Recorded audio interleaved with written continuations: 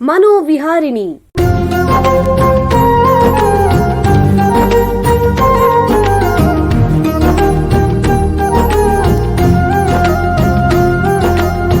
ಬೆಂಗಳೂರಿನ ನಿಮ್ಹಾನ್ಸ್ ವತಿಯಿಂದ ಮಾನಸಿಕ ಆರೋಗ್ಯ ಮತ್ತು ನರವಿಜ್ಞಾನ ಕುರಿತ ಪ್ರಾಯೋಜಿತ ಶಿಕ್ಷಣ ಮಾಲಿಕೆ.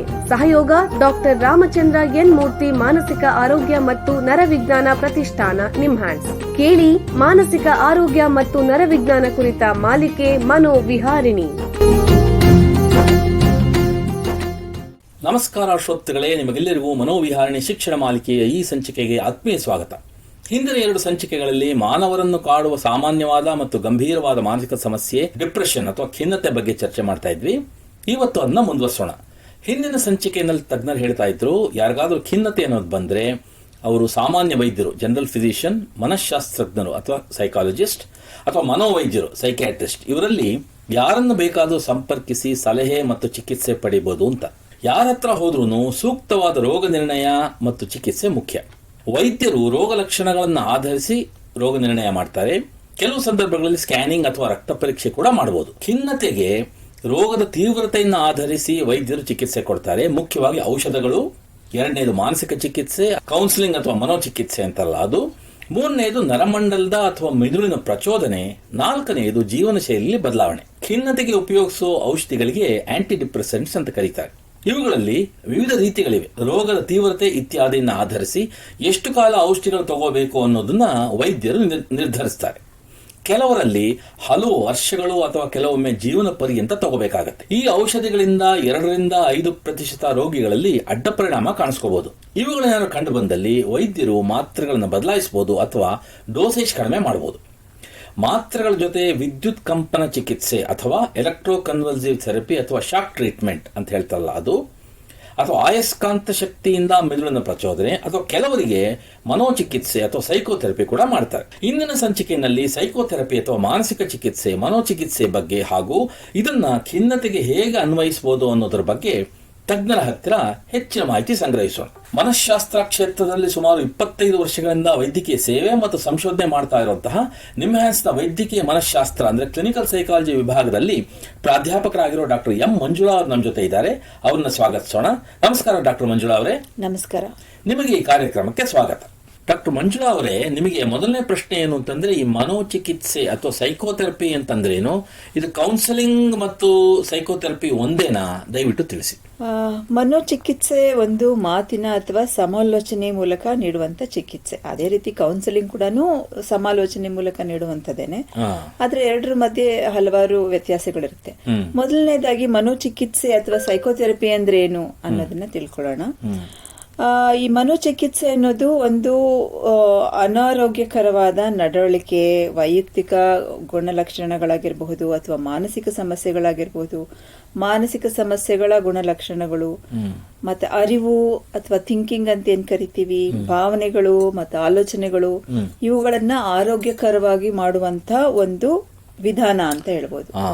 ಇದರಲ್ಲಿ ಇದಷ್ಟೇ ಅಲ್ಲದೆ ಮಾನಸಿಕ ಸ್ವಾಸ್ಥ್ಯವನ್ನು ಹೆಚ್ಚಾಗಿಸುವಂಥದ್ದು ಅಥವಾ ಕಾರ್ಯಕ್ಷಮತೆಯನ್ನು ಮತ್ತೆ ಯೋಗಕ್ಷೇಮವನ್ನು ಅಂದ್ರೆ ಪಾಸಿಟಿವ್ ಆಗಿ ಚೇಂಜ್ ಮಾಡುವಂಥದ್ದು, ಇವೆಲ್ಲನೂ ಒಂದು ಧ್ಯೇಯಗಳಾಗಿರುತ್ತದೆ ಮನೋಚಿಕಿತ್ಸೆದು. ಈ ಮನೋಚಿಕಿತ್ಸೆ ಸಾಮಾನ್ಯವಾಗಿ ಎಲ್ಲರೂ ಮಾತಾಡೋದು ಅಥವಾ ಏನ್ ಸಜೆಷನ್ಸ್, ಅಡ್ವೈಸ್ ಕೊಡ್ತಾರಲ್ಲ, ಅದಕ್ಕಿಂತ ಹೇಗೆ ವ್ಯತ್ಯಾಸವಾಗಿದೆ ಅಂತಂದ್ರೆ, ಮನೋಚಿಕಿತ್ಸೆಯಲ್ಲಿ ಬಳಸುವಂತ ವಿಧಾನಗಳು ಮಾನಸಿಕ ತತ್ವಗಳನ್ನ ಆಧರಿಸಿರುತ್ತೆ. ಮತ್ತೆ ಅದೇ ರೀತಿ ಯಾವ ಒಂದು ಚಿಕಿತ್ಸೆಗೆ ಒಂದು ಸಂಶೋಧನೆಯ ಮೂಲಕ ಪುರಾವೆ ಇದೆ ಅಂತದನ್ನ ಮಾತ್ರ ಉಪಯೋಗಿಸ್ತೀವಿ. ಇದರಲ್ಲಿ ಮನೋಚಿಕಿತ್ಸೆಯಲ್ಲಿ ಒಂದು ಚಿಕಿತ್ಸಕ ಅಂತ ಅಥವಾ ಥೆರಪಿಸ್ಟ್ ಅಂತ ಏನ್ ಕರಿತೀವಿ, ಅವರು ತನ್ನ ಕ್ಲೈಂಟ್ ಅಥವಾ ಪೇಷಂಟ್ ಜೊತೆಗೆ ಒಂದು ರೀತಿಯ ಚಿಕಿತ್ಸಕ ಸಂಬಂಧವನ್ನ ಶುರು ಮಾಡ್ತಾರೆ ಅಂತ. ಸೈಕೋಥೆರಪಿ ಮಾಡ್ಬೇಕಂದ್ರೆ ಇದು ಒಂದು ಅಲ್ಪಾವಧಿ ಮಟ್ಟಿಗೆ ಇರುವಂತ ಒಂದು ಸಂಬಂಧ, ಥೆರಪ್ಯೂಟಿಕ್ ರಿಲೇಶನ್ಶಿಪ್ ಅಂತ ಕರಿತೀವಿ. ಈ ಚಿಕಿತ್ಸೆಯ ಧ್ಯೇಯಗಳು ಪೂರ್ತಿಯಾದ ನಂತರ ಈ ಸಂಬಂಧ ಕಂಪ್ಲೀಟ್ ಮುಗಿಯತ್ತೆ ಅಂತ ಅರ್ಥ. ಸೊ ಅದಕ್ಕೆ ಒಂದು ಡೂಸ್ ಅಂಡ್ ಡೋಂಟ್ಸ್ ಅಂತ ಏನ್ ಹೇಳ್ತೀವಿ, ಯಾವ್ದನ್ನ ಮಾಡ್ಬೇಕು ಯಾವ್ದನ್ನ ಮಾಡಬಾರ್ದು, ಒಂದು ಚೌಕಟ್ಟಿನಲ್ಲಿ ಈ ಒಂದು ಎಲ್ಲ ಮನೋಚಿಕಿತ್ಸೆ ನಡೆಯುತ್ತೆ ಅಂತ. ಇದನ್ನ ವ್ಯಕ್ತಿಗೆ ಮಾತ್ರನೂ ಕೊಡಬಹುದು, ಕೆಲವು ಸಲ ಫ್ಯಾಮಿಲಿ ಮೆಂಬರ್ಸ್ನ ಅಂದ್ರೆ ಅವ್ರ ಕುಟುಂಬದವ್ರನ್ನು ಇನ್ವಾಲ್ವ್ ಮಾಡ್ಕೊಳ್ಬಹುದು. ಗುಂಪಿನಲ್ಲಿ ಗ್ರೂಪ್ ಥೆರಪಿ ಅಂತ ಕರಿತೀವಿ. ಆ ತರ ಗ್ರೂಪ್ ಥೆರಪಿ, ಒಂದೇ ತರದ ಸಮಸ್ಯೆ ಇರುವಂತವ್ರನ್ನೆಲ್ಲ ಸೇರಿಸಿ ಗ್ರೂಪ್ ಥೆರಪಿ ಕೂಡ ಮಾಡಬಹುದು. ಈಗ ಈ ಎರಡರ ಮಧ್ಯೆ ಇರುವಂತ ವ್ಯತ್ಯಾಸ ತಿಳ್ಕೊಳ್ಳೋಣ ಅಂತಂದ್ರೆ, ಮನೋಚಿಕಿತ್ಸೆ ಅನ್ನೋದು ಒಂದು ಏನ್ ಹೇಳ್ತೀವಿ, ಒಂದು ದೀರ್ಘಕಾಲದ ಸಮಸ್ಯೆಗಳಿಗೆ ಮತ್ತೆ ಈ ಡಯಾಗ್ನೋಸಿಬಲ್ ಪ್ರಾಬ್ಲಮ್ಸ್ ಅಂತ, ಈ ಡಿಪ್ರೆಷನ್, ಆಂಗ್ಸೈಟಿ ಅಂತ ಡಯಾಗ್ನೋಸಿಸ್ ಮಾಡಿರುವಂತ ಸಮಸ್ಯೆಗಳಿಗೆ, ಈ ಒಂದು ಭಾವನೆ, ಆಲೋಚನೆ, ಅನುಭವಗಳನ್ನ ಬದಲಾಯಿಸುವಂತ ಒಂದು ಇದು ಚಿಕಿತ್ಸಾ ವಿಧಾನ. ಇದರಲ್ಲಿ ಸಮಸ್ಯೆ ಒಂದು ಮೂಲ ಕಾರಣವನ್ನ ಸರಿ ಮಾಡುವಂತದ್ದು ಧ್ಯೇಯ ಆಗಿರುತ್ತೆ. ಮತ್ತೆ ಆಳವಾದ ಬದಲಾವಣೆಗಳು ಅಂದ್ರೆ ಈಗ ವ್ಯಕ್ತಿತ್ವದ ಬದಲಾವಣೆ, ಅವರು ಒಂದು ಸಮಸ್ಯೆಯನ್ನು ಯಾವ ರೀತಿ ಎದುರಿಸ್ತಾರೆ ಅನ್ನೋದನ್ನ ಬದಲಾಯಿಸೋದು, ಈ ರೀತಿ ಹಲವಾರು ಡೀಪ್ ಲೆವೆಲ್ ಚೇಂಜಸ್ ಅಂತ ಕರಿತೀವಿ. ಆದ್ರೆ ಆಪ್ತ ಸಮಾಲೋಚನೆಯಲ್ಲಿ ಇದು ಒಂದು ರೀತಿ ಅಲ್ಪಾವಧಿಯ ಚಿಕಿತ್ಸೆ ಅಂತ ಹೇಳ್ಬೋದು. ತಕ್ಷಣದ ಏನಾದ್ರೂ ಸಮಸ್ಯೆಗಳು, ನಡವಳಿಕೆ ಸಮಸ್ಯೆ ಆಗಿರ್ಬೋದು, ಒತ್ತಡದ ಸಮಸ್ಯೆ ಆಗಿರಬಹುದು, ಆ ಸಮಯದಲ್ಲಿ ಮಾರ್ಗದರ್ಶನ ಕೊಡೋದು, ಪರಿಹಾರ ನೀಡೋದು, ಬೆಂಬಲ ಕೊಡೋದು, ಸಮಸ್ಯೆನ ಎದುರಿಸೋದಕ್ಕೆ ಅವರಿಗೆ ಒಂದು ರೀತಿ ಧೈರ್ಯ ತುಂಬೋದು, ಇವೆಲ್ಲನೂ ಕೌನ್ಸಿಲಿಂಗ್ ಅಲ್ಲಿ ನಡೆಯುತ್ತೆ. ಡಿಪ್ರೆಷನ್ಗೆ ಹಲವಾರು ರೀತಿಯ ಮನೋಚಿಕಿತ್ಸೆಗಳನ್ನ ಕೊಡ್ತೀವಿ, ಥೆರಪೀಸ್ ಅಂತ ಏನ್ ಹೇಳಿದೆ. ಅಂದ್ರೆ ಇದೆಲ್ಲನೂ ಒಂದು ಥಿಯರಿ ಬೇಸ್ಡ್, ತತ್ವಗಳನ್ನ ಆಧರಿಸಿ ಮಾಡಿರುವಂತದ್ದು. ಕೆಲವನ್ನ ಹೇಳ್ಬೇಕು ಅಂತಂದ್ರೆ, ಈಗ ಕಾಗ್ನಿಟಿವ್ ಬಿಹೇವಿಯರ್ ಥೆರಪಿ ಅಂತ ಮಾಡ್ತೀವಿ, ಇಂಟರ್ಪರ್ಸನಲ್ ಥೆರಪಿ ಅಂತ ಮಾಡ್ತೀವಿ. ಅದನ್ನ ಈ ರೋಗ ಲಕ್ಷಣಗಳನ್ನ ನೋಡಿ ನಿರ್ಧಾರ ಮಾಡ್ತೀವಿ ಯಾವ ರೀತಿ ಥೆರಪಿ ಈ ಒಂದು ವ್ಯಕ್ತಿಗೆ ಸೂಟ್ ಆಗುತ್ತೆ ಅಂತ. ಅದೇ ರೀತಿ ಬಿಹೇವಿಯರಲ್ ಆಕ್ಟಿವೇಶನ್ ಥೆರಪಿ ಇದೆ, ಮೈಂಡ್ಫುಲ್ನೆಸ್ ಬೇಸ್ಡ್ ಕಾಗ್ನಿಟಿವ್ ಥೆರಪಿ ಇದೆ, ಅಕ್ಸೆಪ್ಟೆನ್ಸ್ ಅಂಡ್ ಕಮಿಟ್ಮೆಂಟ್ ಥೆರಪಿ ಇದೆ. ಇವೆಲ್ಲನೂ ಅಂದ್ರೆ ಮನೋಚಿಕಿತ್ಸೆಯ ವಿಧಾನಗಳು. ಡಿಪ್ರೆಷನ್ ಅಲ್ಲಿ ದೀಸ್ ಆರ್ ಎವಿಡೆನ್ಸ್ ಬೇಸ್ಡ್ ಅಂತ ಕರಿಬಹುದು. ಇದು ಬಹಳ ಉಪಯುಕ್ತ ಮಾಹಿತಿ. ಈಗ ಒಂದು ಸಣ್ಣ ವಿರಾಮ ತಗೋಣ, ನಂತರ ಖಿನ್ನತೆಯಲ್ಲಿ ಮನೋಚಿಕಿತ್ಸೆಯ ಬಗ್ಗೆ ಹೆಚ್ಚಿನ ಚರ್ಚೆಯನ್ನು ಮುಂದುವರಿಸೋಣ. ಬೆಂಗಳೂರಿನ ನಿಮ್ಹಾನ್ಸ್ ಮಾನಸಿಕ ಆರೋಗ್ಯ ಮತ್ತು ನರವಿಜ್ಞಾನ ಕ್ಷೇತ್ರದಲ್ಲಿ ಹೆಸರುವಾಸಿ. ಶ್ರೇಷ್ಠ ಮಟ್ಟದ ಔಷಧೋಪಚಾರ, ಸಂಶೋಧನೆ ಮತ್ತು ತರಬೇತಿ ಇವೇ ನಿಮ್ಹಾನ್ಸ್ನ ಪ್ರಮುಖ ಧ್ಯೇಯಗಳು. ದೇಶದ ವಿವಿಧ ಭಾಗಗಳಿಂದ ಬರುವ ಲಕ್ಷಾಂತರ ಜನರಿಗೆ ಚಿಕಿತ್ಸೆ ನೀಡುವ ನಿಮ್ಹಾನ್ಸ್ಗೆ ರಾಷ್ಟ್ರೀಯ ಪ್ರಾಮುಖ್ಯತಾ ಸಂಸ್ಥೆ ಎಂಬ ಗೌರವ. ಚಿಕಿತ್ಸೆ ಮತ್ತು ವೈದ್ಯಕೀಯ ಸೇವೆಗಳ ಜೊತೆಯಲ್ಲಿ ನರರೋಗ ಮತ್ತು ಮನೋವೈದ್ಯಕೀಯ ಪುನರ್ವಸತಿ ಸೇವೆಗಳು, ಸಮುದಾಯ ಮಟ್ಟದ ಆರೋಗ್ಯ ಕಾರ್ಯಕ್ರಮಗಳನ್ನು ನಡೆಸುವುದು ಹಾಗೂ ಜನಜಾಗೃತಿ ಮೂಡಿಸುವ ಕೆಲಸಗಳಲ್ಲಿ ಸಕ್ರಿಯವಾಗಿದೆ ನಿಮ್ಹಾನ್ಸ್. ಈ ನಿಟ್ಟಿನಲ್ಲಿ ಆಕಾಶವಾಣಿಯ ಶ್ರೋತೃಗಳಿಗೆ ನರಮಂಡಲ ಮತ್ತು ಮಾನಸಿಕ ಆರೋಗ್ಯದ ಬಗ್ಗೆ ಉಪಯುಕ್ತ ಮಾಹಿತಿ ನೀಡುವುದೇ ಡಾಕ್ಟರ್ ರಾಮಚಂದ್ರ ಎನ್ ಮೂರ್ತಿ ಮಾನಸಿಕ ಆರೋಗ್ಯ ಮತ್ತು ನರವಿಜ್ಞಾನ ಪ್ರತಿಷ್ಠಾನ ನಿಮ್ಹಾನ್ಸ್ನ ಸಹಯೋಗದೊಂದಿಗೆ ಮೂಡಿಬರುತ್ತಿರುವ ಈ ಮನೋವಿಹಾರಿಣಿ ಶಿಕ್ಷಣ ಮಾಲಿಕೆಯ ಮೂಲ ಉದ್ದೇಶ. ವಿರಾಮದ ನಂತರ ಮನೋವಿಹಾರಣಿಯ ಈ ಸಂಚಿಕೆಗೆ ನಿಮಗೆಲ್ಲರಿಗೂ ಮತ್ತೊಮ್ಮೆ ಸ್ವಾಗತ. ವಿರಾಮಕ್ಕೆ ಮುಂಚೆ ಖಿನ್ನತೆಯಲ್ಲಿ ಮನೋಚಿಕಿತ್ಸೆ ಬಗ್ಗೆ ನಿಮ್ಹಾನ್ಸ್ನ ತಜ್ಞರಾದ ಡಾಕ್ಟರ್ ಮಂಜುಳಾ ಅವರ ಹತ್ರ ಮಾತಾಡ್ತಾ ಇದ್ವಿ. ಈಗ ಈ ಚರ್ಚೆಯನ್ನು ಮುಂದುವರಿಸೋಣ. ಡಾಕ್ಟ್ರೇ, ಎಲ್ಲ ರೀತಿಯ ಖಿನ್ನತೆಯಲ್ಲೂ ಈ ಮನೋಚಿಕಿತ್ಸೆ ಅನ್ನೋದು ಪರಿಣಾಮಕಾರಿಯಾಗಿದೆಯೇ ಮತ್ತು ಔಷಧಿ ಇಲ್ಲದೇನೆ ಇದು ಸಹಾಯ ಮಾಡಬಹುದೇ? ದಯವಿಟ್ಟು ತಿಳಿಸಿ. ಸೊ ಈ ಎಲ್ಲಾ ರೀತಿಯ ಖಿನ್ನತೆಯಲ್ಲೂ ಕೂಡ ಮನೋಚಿಕಿತ್ಸೆ ಪರಿಣಾಮಕಾರಿ ಅಂತ ಹೇಳ್ಬೋದು. ಮಧ್ಯಮ ಮತ್ತು ತೀವ್ರ ಖಿನ್ನತೆಯಲ್ಲಿ ಔಷಧಿ ಮತ್ತೆ ಮನೋಚಿಕಿತ್ಸೆ ಎರಡನ್ನೂ ಒಟ್ಟಿಗೆ ತಗೊಂಡ್ರೆ ಅದು ಬಹಳ ಉಪಯುಕ್ತಕರ ಅಂತ ರಿಸರ್ಚ್ ಮೂಲಕ ತಿಳಿದಿದೆ ನಮಗೆ. ಮತ್ತೆ ಈ ಸೈಕೋಥೆರಪಿ ಮಾಡೋದ್ರಿಂದ ಬರೀ ಈ ಮೆಡಿಸಿನ್ಸ್ ತಗೊಳ್ಳೋದಕ್ಕೂ ಸೈಕೋಥೆರಪಿ ಆಡ್ ಮಾಡೋದಕ್ಕೂ ಏನು ಉಪಯೋಗ ಅಂತಂದ್ರೆ, ಇದು ಮತ್ತೆ ಮತ್ತೆ ಡಿಪ್ರೆಷನ್ ಬರೋದನ್ನ ಕಡಿಮೆ ಮಾಡುತ್ತೆ. ಮತ್ತೆ ಈ ಬರೀ ಮನೋಚಿಕಿತ್ಸೆ ಈ ಒಂದು ಮೈಲ್ಡ್ ಮತ್ತೆ ಮಾಡರೇಟ್ ಖಿನ್ನತೆಯಲ್ಲಿ ಉಪಯೋಗಕಾರಿ ಅಂತ ತಿಳಿದಿದೆ. ಔಷಧಿ ಇಲ್ದೇನೆ ಬರೀ ಮನೋಚಿಕಿತ್ಸೆಯಲ್ಲೂ ಕೂಡ ವಾಸಿ ಮಾಡಬಹುದು ಅಂತ. ತೀವ್ರ ಖಿನ್ನತೆ ಇದ್ರೆ ಮಾತ್ರ, ಅಥವಾ ಖಿನ್ನತೆ ಜೊತೆಗೆ ಬೇರೆ ಮಾನಸಿಕ ಸಮಸ್ಯೆಗಳಿದ್ರೆ ಮತ್ತೆ ಆತ್ಮಹತ್ಯೆಯ ಒಂದು ಪ್ರಮಾದವಿದ್ದಾಗ ಒಳರೋಗಿ ವಿಭಾಗದಲ್ಲಿ ಚಿಕಿತ್ಸೆ ನೀಡಲಾಗುತ್ತೆ. ಒಂದು ಮನೋಚಿಕಿತ್ಸೆ ಸೆಷನ್ ಅನ್ನೋದ್ರಲ್ಲಿ ಏನಾಗತ್ತೆ ದಯವಿಟ್ಟು ತಿಳಿಸಿ. ಮನೋಚಿಕಿತ್ಸೆ ಒಂದು ಸೆಷನ್ ಅನ್ನ 3 ಹಂತವಾಗಿ ವಿಭಾಗಿಸಬಹುದು. ಪ್ರಾರಂಭಿಕ ಹಂತದಲ್ಲಿ ಹೆಚ್ಚಿನ ಮಟ್ಟಿಗೆ ನಾವು ವಿಷಯ ಸಂಗ್ರಹಣೆ ಮಾಡೋದಕ್ಕೆ ಪ್ರಾಮುಖ್ಯತೆ ಕೊಡುತ್ತೇವೆ. ಅಂದ್ರೆ ಖಿನ್ನತೆ ಲಕ್ಷಣಗಳು ಮತ್ತೆ ಅದರ ಸಮಸ್ಯೆ ಪ್ರಮಾಣ ಏನಿದೆ, ಅದರಿಂದ ಪರಿಣಾಮ ಏನಾಗ್ತಾ ಇದೆ, ಅದರಿಂದ ಎಷ್ಟು ಕಷ್ಟ ಆಗ್ತಾ ಇದೆ ತಮಗೆ ಮತ್ತೆ ಬೇರೆಯವರಿಗೆ ಎಷ್ಟು ಕಷ್ಟ ಆಗ್ತಾ ಇದೆ ಇದನ್ನ ಮಾಪನ ಮಾಡ್ತೀವಿ. ಮತ್ತೆ ಸಮಸ್ಯೆ ಹೀಗೆ ಮುಂದುವರಿಯಲು ಪೂರಕವಾದ ಪರಿಸ್ಥಿತಿಗಳೇನು, ಅಂಶಗಳೇನು, ಇದನ್ನು ಅರ್ಥ ಮಾಡ್ಕೊಳ್ಳೋದು ಬಹಳ ಮುಖ್ಯ ಆಗತ್ತೆ. ಅದರ ಆಧಾರದ ಮೇಲೆ ನಾವು ಚಿಕಿತ್ಸೆಯ ಗುರಿಗಳೇನು ಅಂದ್ರೆ ಇಮಿಡಿಯೇಟ್ ಏನು ಅಂದ್ರೆ ಫಲಿತಾಂಶ ಬೇಕು ನಮಗೆ, ಇನ್ ದ ಲಾಂಗ್ ಟರ್ಮ್ ಮುಂದಕ್ಕೆ ಇನ್ನೊಂದು ಹಲವಾರು ತಿಂಗಳುಗಳಲ್ಲಿ ಏನು ಒಂದು ಫಲಿತಾಂಶ ಬೇಕು, ಇದನ್ನೆಲ್ಲ ಒಂದು ಅಂದಾಜು ಮಾಡ್ತೀವಿ. ನಮಗೆ ಏನ್ ಅರ್ಥ ಆಗಿದೆ ಸಮಸ್ಯೆ ಬಗ್ಗೆ ಅದನ್ನ ನಮ್ಮ ಕ್ಲೈಂಟ್ ಅಥವಾ ಪೇಷಂಟ್ ಜೊತೆ ಹಂಚ್ಕೊಳ್ತೇವೆ. ಮತ್ತೆ ಈ ಚಿಕಿತ್ಸೆ ಯೋಜನೆ ಅಂದ್ರೆ ಯಾವ ರೀತಿ ಚಿಕಿತ್ಸೆ ಮುಂದುವರಿಯುತ್ತೆ, ಏನೇನಾಗತ್ತೆ ಚಿಕಿತ್ಸೆಯಲ್ಲಿ, ಮೊದಲನೇದಾಗಿ ಏನಾಗತ್ತೆ, ಏನನ್ನ ಎಕ್ಸ್ಪೆಕ್ಟ್ ಮಾಡಬಹುದು, ಇದನ್ನೆಲ್ಲನೂ ಅವರಿಗೆ ಎಕ್ಸ್ಪ್ಲೇನ್ ಮಾಡ್ತೀವಿ.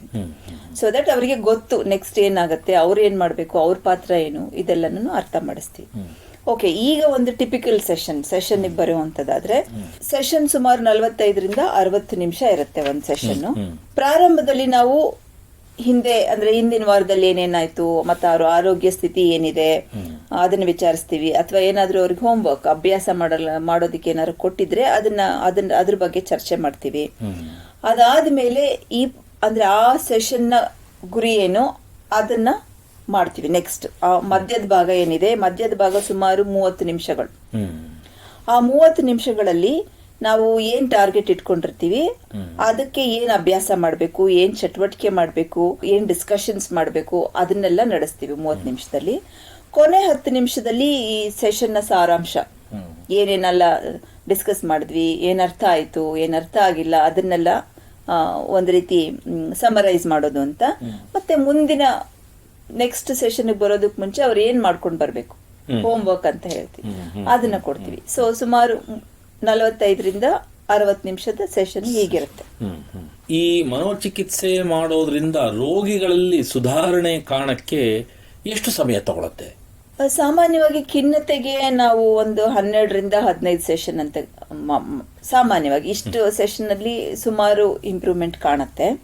ಖಿನ್ನತೆ ಜೊತೆಗೆ ಬೇರೆ ಬೇರೆ ಸಮಸ್ಯೆಗಳಿದ್ರೆ, ಆಂಗ್ಸೈಟಿ ಸಮಸ್ಯೆ ಇತ್ತು, ಬೇರೆ ಇನ್ನೇನೋ ಸಮಸ್ಯೆ ಇತ್ತು, ಒತ್ತಡದ ಸಮಸ್ಯೆ ಇತ್ತು, ಅಂದ್ರೆ ಹಲವಾರು ಸಮಸ್ಯೆಗಳಿದ್ರೆ ಈ ಒಂದು ನಂಬರ್ ಆಫ್ ಸೆಷನ್ಸ್ ಜಾಸ್ತಿ ಆಗತ್ತೆ ಅಂತ. ದೀರ್ಘಕಾಲದ ಖಿನ್ನತೆ ಇದ್ರೆ ವರ್ಷಗಟ್ಲೆ ಕೂಡ ಆಗಬಹುದು ಮನೋಚಿಕಿತ್ಸೆ. ನೇರವಾಗಿ ಸಂಪರ್ಕ ಮಾಡೋರು ಆಸ್ಪತ್ರೆಗೆ ಬಂದು ಅಥವಾ ಬೇರೆ ಆರೋಗ್ಯ ಕೇಂದ್ರಕ್ಕೆ ಹೋಗಿ ಇದನ್ನ ಮನೋಚಿಕಿತ್ಸೆ ಪಡ್ಕೋಬಹುದು. ಆದರೆ ಇದರ ಅವಕಾಶ ಇಲ್ಲದೆ ಇರೋರು, ಭಾರತದಲ್ಲಿ ಉದಾಹರಣೆಗೆ ಬೇರೆ ಬೇರೆ ಕಡೆ ಇರೋರು, ಖಿನ್ನತೆಗೆ ಸಹಾಯವಾಣಿಗಳು, ಹೆಲ್ಪ್ ಲೈನ್ಗಳು ಅಥವಾ ಬೆಂಬಲ ಗುಂಪುಗಳಿವೆಯೇ? ದಯವಿಟ್ಟು ತಿಳಿಸಿ. ಹಲವಾರು ಖಾಸಗಿ ಮಾನಸಿಕ ಚಿಕಿತ್ಸೆ ಕೇಂದ್ರಗಳು, ಹಲವಾರು ಬೆಂಬಲ ಗ್ರೂಪ್ಸ್ ಅಂತ ಅಂದ್ರೆ ಸಪೋರ್ಟ್ ಗ್ರೂಪ್ಸ್ ಅಂತ ಬೆಂಬಲದ ಗುಂಪುಗಳನ್ನು ನಡೆಸ್ತಾರೆ.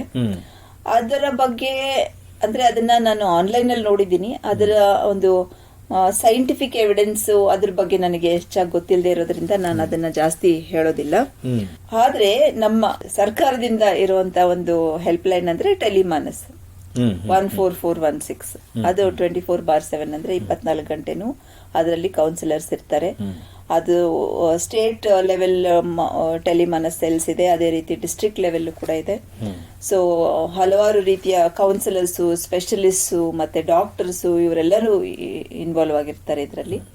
ಅಂದ್ರೆ ಇದರಲ್ಲಿ ಸೇವೆ ನಿರಂತರವಾಗಿ ದೊರೆಯುತ್ತೆ ಅಂತ ಹೇಳ್ಬೋದು. ಯಾರು ಯಾವಾಗ ಬೇಕಾದ್ರೂ ದಿನದ 24 ಗಂಟೆ ವಾರದ 7 ದಿನಾನು ಈ ಸಂಖ್ಯೆಗೆ, ದೂರವಾಣಿ ಸಂಖ್ಯೆ ಕರೆ ಮಾಡಿಬಿಟ್ಟು ಸಮಾಲೋಚನೆ ಅಥವಾ ಕೌನ್ಸಿಲಿಂಗ್ ಮಾಡಬಹುದು. ಅದು ಯಾವುದು ದೂರವಾಣಿ ಸಂಖ್ಯೆ ಅಂದ್ರೆ 14416. ಬಹಳ ಉಪಯುಕ್ತ ಮಾಹಿತಿ ನೀಡಿದ್ದೀರಾ. ನೋಡಿ, ನಿಮ್ಮ ಹತ್ರ ಮಾತಾಡ್ತಾ ಕಾಲ ಕಳೆದಿದ್ದೇ ಗೊತ್ತಾಗಲಿಲ್ಲ. ಇಲ್ಲಿಗೆ ಸಂಚಿಕೆ ಮುಗಿಸುವಂತ ಸಮಯ ಆಗ್ತಾ ಇದೆ. ಡಾಕ್ಟರ್ ಮಂಜುಳಾ ಅವರೇ, ಎಲ್ಲ ಕೇಳುಗರಿಗೆ ಡಿಪ್ರೆಷನ್ ಅಥವಾ ಖಿನ್ನತೆಯಲ್ಲಿ ಮನೋಚಿಕಿತ್ಸೆ ಅಥವಾ ಸೈಕೋಥೆರಪಿ ಬಗ್ಗೆ ಉಪಯುಕ್ತ ಮಾಹಿತಿ ನೀಡಿದ್ದೀರಾ. ನಿಮಗೆ ಎಲ್ಲರ ಪರವಾಗಿ ಧನ್ಯವಾದಗಳು. ಶ್ರೋತೃಗಳೇ, ಮಾನಸಿಕ ಆರೋಗ್ಯ ಮತ್ತು ನರವಿಜ್ಞಾನದ ಬಗ್ಗೆ ಇನ್ನೂ ಹೆಚ್ಚಿನ ಮಾಹಿತಿಯೊಂದಿಗೆ ಮನೋವಿಹಾರಣೆಯ ಮುಂದಿನ ಸಂಚಿಕೆಯಲ್ಲಿ ಭೇಟಿಯಾಗೋಣ. ನಮಸ್ಕಾರ.